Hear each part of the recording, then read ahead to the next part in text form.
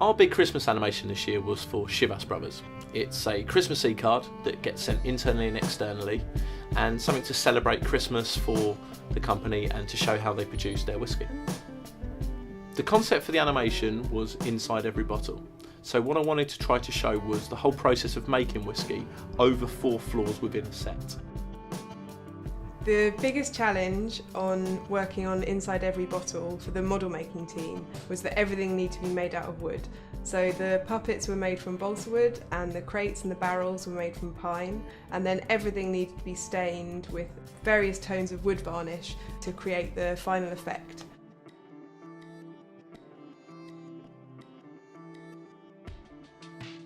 Once the model making team got the 2D designs, we then carved the heads from solid wood and then made the wire armatures and carved each limb by hand until it had a whittled look, and then glued it together and checked with the animation team how it would work.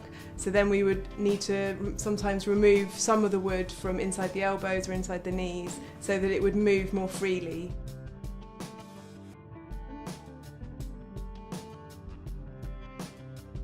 I think some of the biggest challenges I faced on this project was just the sheer amount of things I had to animate at any one go.